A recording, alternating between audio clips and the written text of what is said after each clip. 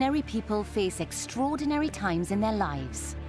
I thought my family would be torn apart. God, I never thought I'd be sitting in a police cell at my age. What do I do? Who do I turn to? Where do I go? But in our most desperate moments, You know, it really was life and death for him. there are specialist lawyers we can turn to for help. What's me? Well, then I'll chat.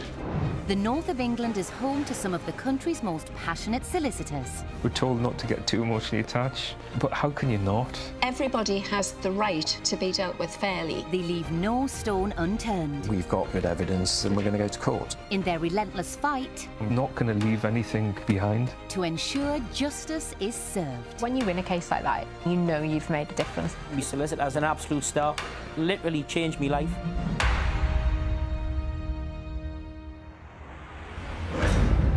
Coming up in today's show, It's not just winning, you're seeing firsthand what it means to the clients. an immigration solicitor goes to court to keep a young family together. It's unbelievable. Such a positive outcome. And a local lawyer takes on the Ministry of Defence It's really nice when you win one like that. It's been a hard slog. to recover one man's lost life savings. That was one massive weight lifted off my shoulders, to be honest.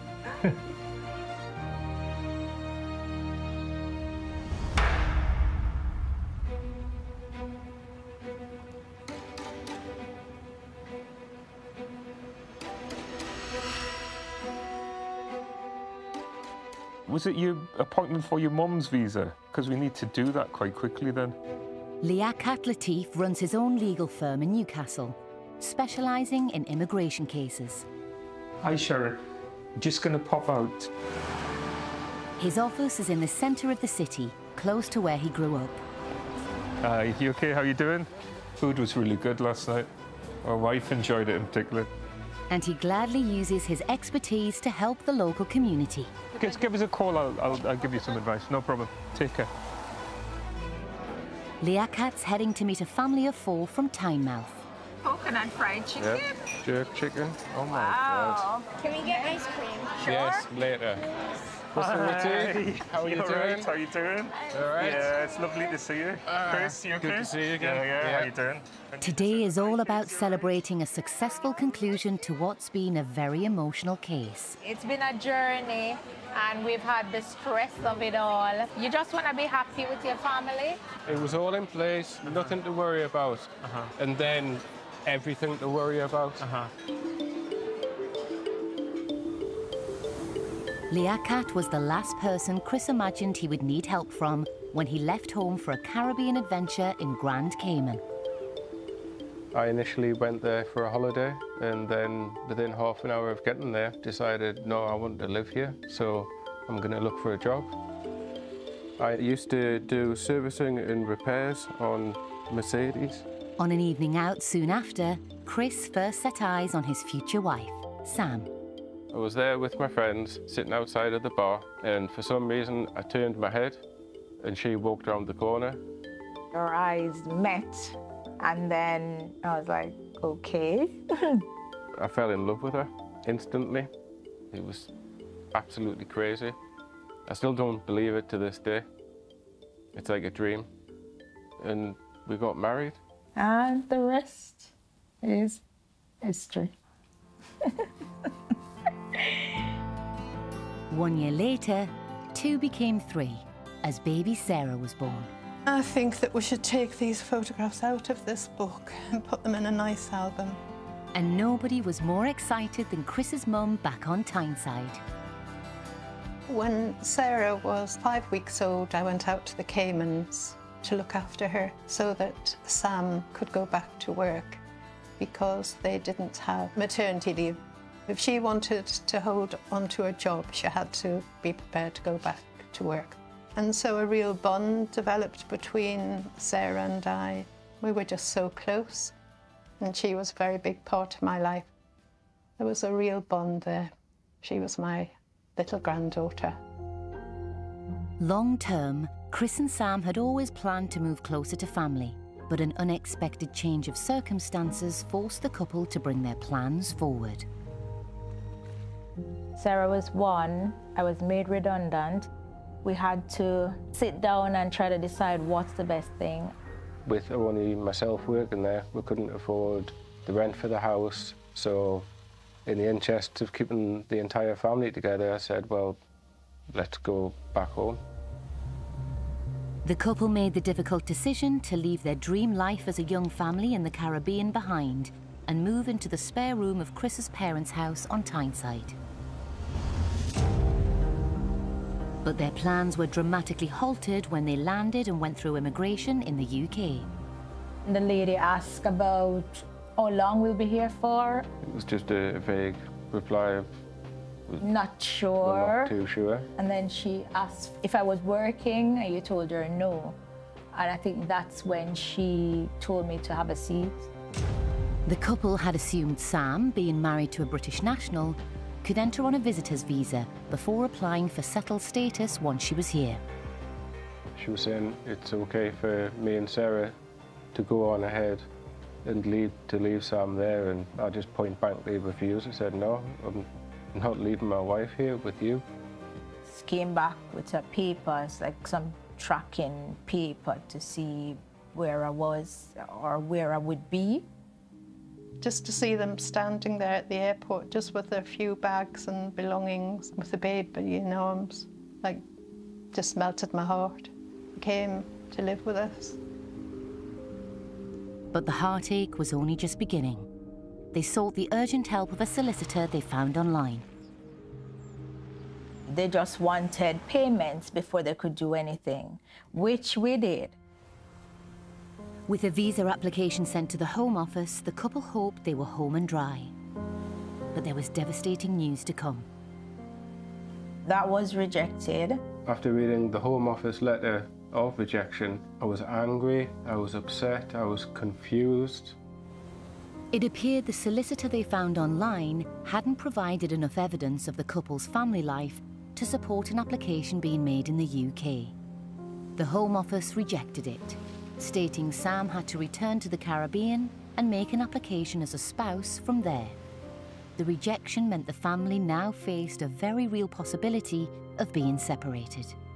It was either leave our daughter here with Chris and his parents, or I go back to Jamaica with her.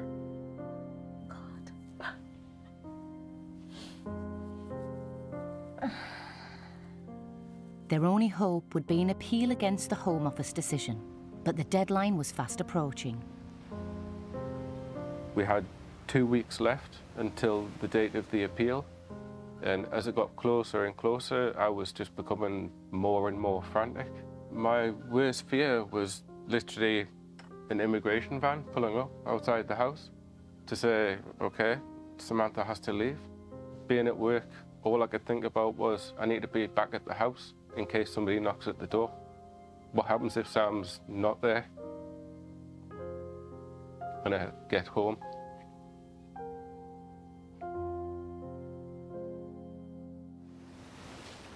With just 2 weeks to lodge an appeal, they needed a new solicitor.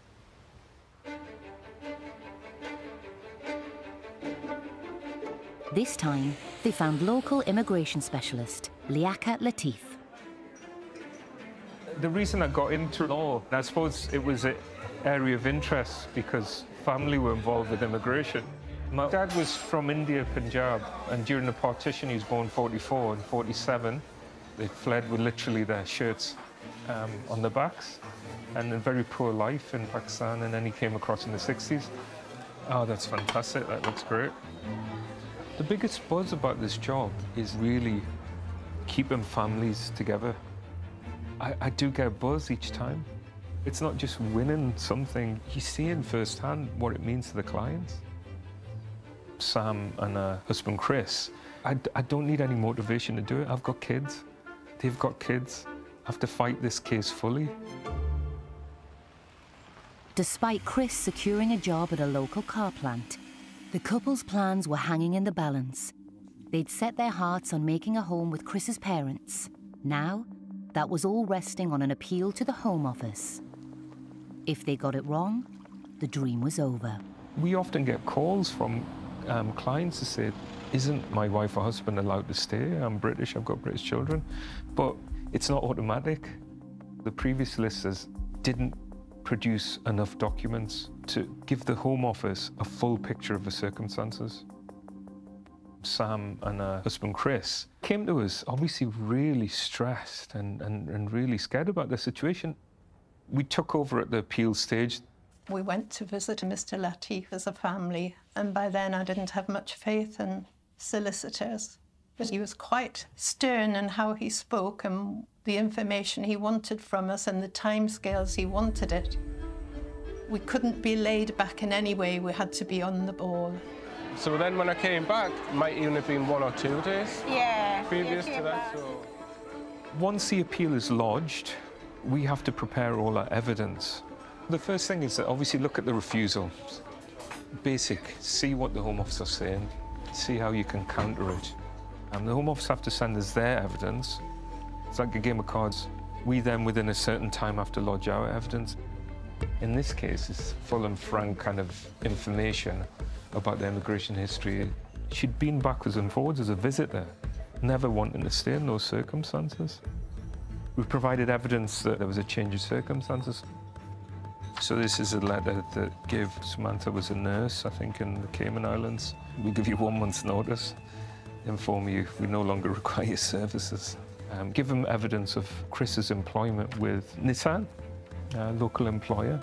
We had to provide a lot more proof that we had been in a relationship for a number of years previous to this. Letters from our parents and family members, photographs. You know, so it was important to establish that Chris's dad and mum and the family had a relationship. And I can still remember thinking, what on earth is the outcome going to be? Will it go all right? Will it not? Later, with evidence gathered, Sam, her family and Liaquat finally get the chance to fight for her future in court. That's what we are. We are a family.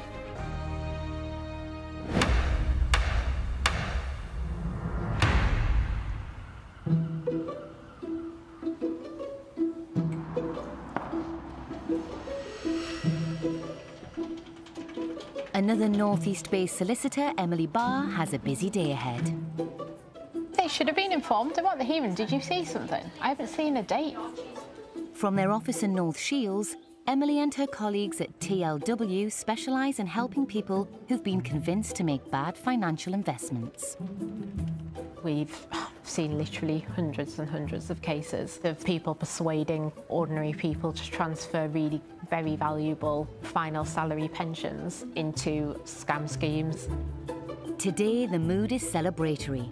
Emily has spearheaded a successful outcome to a tricky 6-year-long case for a client who lost tens of thousands of pounds. This is definitely one of the most technical and difficult cases that I've worked on.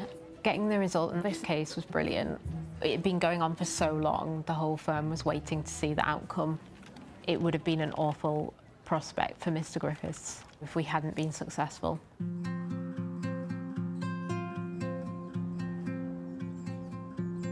So that's me there. This is President Clinton's helicopter when he came out to Northern Ireland for the peace talks. Kevin from South Wales was in the British Army for over a decade, with tours in Northern Ireland, Bosnia, Kosovo and Hong Kong. Like we used to say, every day was an adventure. I was very proud, and I still am proud of the 13 years that I spent in the Army. If I could turn the clocks back 30, 40 years, I would do it all again. So many memories. Back then, he would never have imagined he'd be locked in a legal wrangle with the Ministry of Defence after losing his entire armed forces pension to a misguided investment. I think that point was probably the lowest point I've ever been.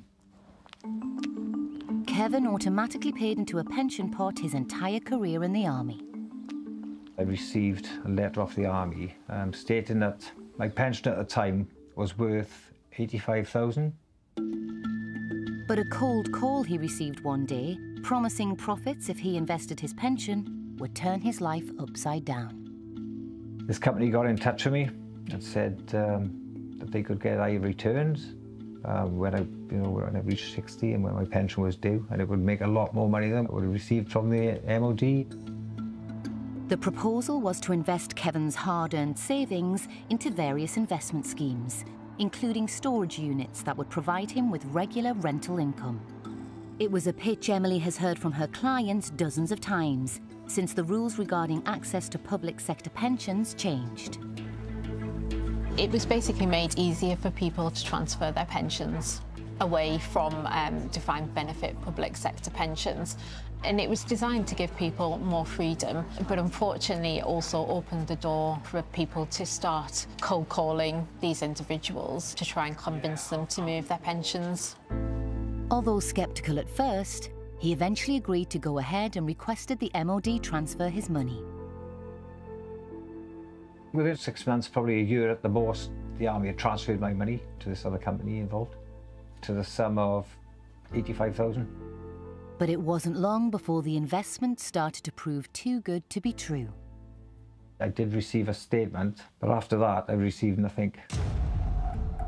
I couldn't get no response or no reply. They weren't answering phone calls, they weren't answering emails, letters I was writing.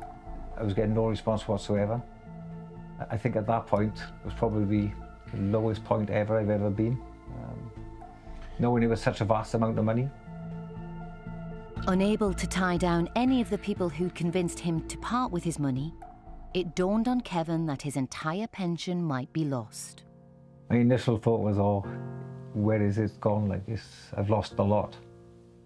This money was going for my 2 children, and I thought I am not, in the space of 20 years, ever going to make this amount of money again for them. Such a vast amount of money. Kevin needed help, and fast. So when he saw an advert for TLW Solicitors, with nothing to lose, he gave them a call. And soon enough, he was talking to Emily. When he first contacted us, he was very concerned, and it was evident that he was very worried. Emily began investigating the company Kevin had been dealing with. She found a string of similar cases. Lots of people had been convinced to invest their pensions into a company gambling their money in high-risk schemes. There's never any chance, really, of getting anything back from these scam schemes. Having spent years successfully fighting for justice for people like Kevin, Emily wasn't going to give up lightly. We had to look at pursuing the MOD and look at what due diligence they'd done in allowing that transfer to go ahead. And when we investigated that for him, we found that they really hadn't done the checks that they should have done. This left Kevin with an uncomfortable dilemma. The only way he might get his money back would be going into battle with his former employer, who'd given him the best years of his life. I never ever wanted to get into a conflict with the MOD. You do think, maybe I don't want to go down this road. But obviously the solicitor's seen something. I thought there was a good chance that we could win. Emily saw that the pension regulator had released guidance, listing a series of red flags for pension providers to watch out for if they're asked to transfer people's money for investment purposes. And I think all those red flags were there in Mr. Griffith's case, but the MOD and the Armed Forces just didn't pick up on it. He had fought for his country, he'd really earned that money, and to lose all of that, it's potentially life-changing for him. We put together a timeline or chronology of what had happened based on Mr. Griffith's testimony, whatever we'd found in the documentation, and then put in a formal complaint to the Armed Forces pension scheme. But when the MOD responded, it wasn't good news. They rejected Emily's complaint and did not accept responsibility for the investment. The only option was to go to the pension ombudsman. It is last chance saloon. The ombudsman is there to settle disputes relating to pension issues. They set a date for a full hearing where both sides would be cross-examined. It was the last throw of the dice for Emily and Kevin. Going up against the MOD, they have a lot of resources, so for them it could be potentially very costly, so they're obviously going to throw everything they can at it. It had been 6 years since Kevin first sought Emily's help, but finally The day of the hearing arrived and Kevin headed to Canary Wharf in London. On the one side of the room was TLW Solicitors, myself, the barrister, and on the other side of the room was the MOD and their representatives. I was first to be called up. It's obviously nerve-wracking for Mr. Griffiths. You can never predict how somebody's going to react under pressure like that. Probably a bit out of my league, a bit out of my depth, I thought. But all I had to do was tell the truth and what had happened. There would have been no other alternative route for him, nothing further that we could consider doing for him. So it really was all or nothing. If he loses at the Ombudsman, then he's lost his pension.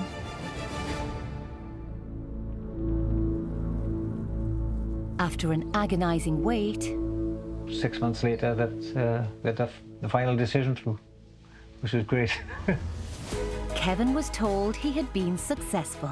The pension ombudsman ruled that there was maladministration on the part of the MOD for not following the pension regulators' guidelines at the time and making Kevin more fully aware of the risks. However, they stated that Kevin would likely still have made the transfer. The Ombudsman made it clear that the MOD should have been checking regularly for new guidance. Kevin got his money back because the Ombudsman also ruled that the transfer was not legally valid as Kevin wasn't working at the time, which meant he wasn't allowed to transfer his pension and the Armed Forces Pension Scheme should have picked this up. We had the final result that we was all waiting for, so I was more than happy then, once it was all done and dusted, to be honest. After 6 years, with Emily relentlessly working by his side, Kevin finally got the justice he was looking for. They had to reinstate my pension to the value of what it would be now, so when I do reach 60, then I'm probably looking at somewhere of the value of 140,000, which is quite a decent lump sum to retire with. That was one massive weight lifted off my shoulders, to be honest. For him, it's like it never happened. It's like he never transferred it and he never lost it. She was really diligent in the way she conducted herself, and something I am really, really thankful for. I still don't hold any grudge towards the MOD for what happened. Like I said, I think it was just really unfortunate for all the parties involved. I've got the satisfaction now of knowing that in 2.5 years I'm going to be entitled to that pension anyway, which is great because I know it's going to set my 2 children up in the future. We're not a huge national firm. We're a relatively small northeast-based firm taking on a big organisation. It's really nice when you win one like that where you've really, it's been a hard slog.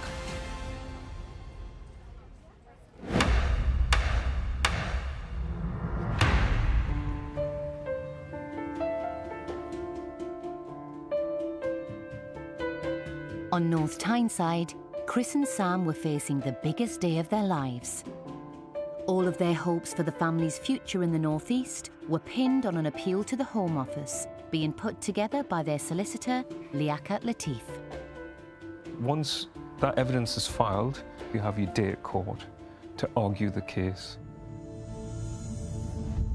I had to go with my husband, my mother-in-law, and our little 1-year-old.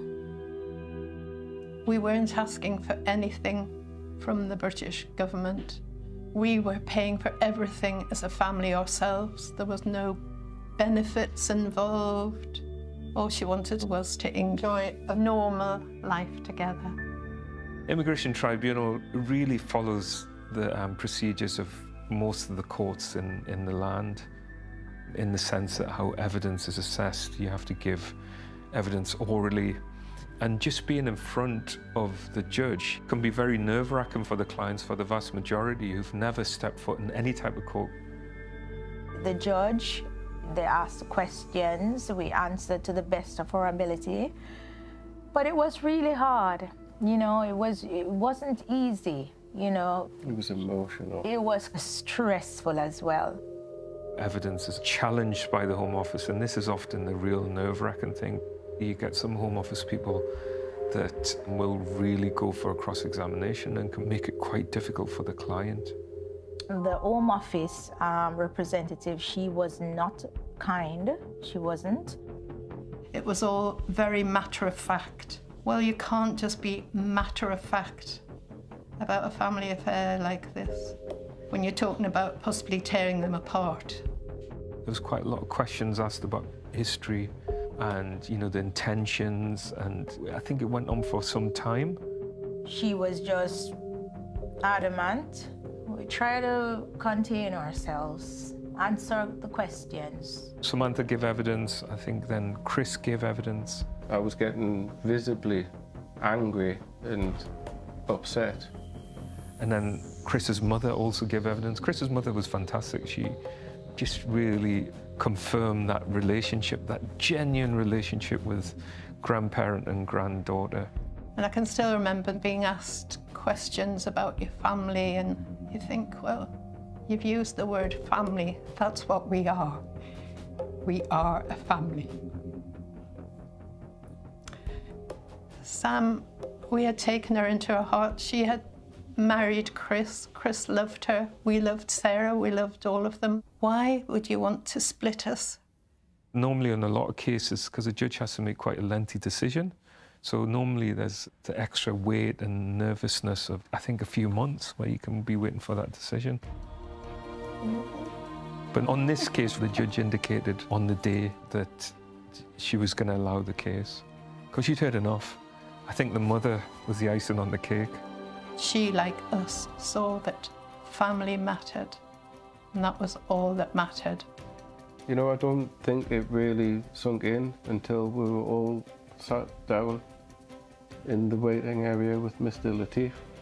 And he kind of said, you know, that's it, we won.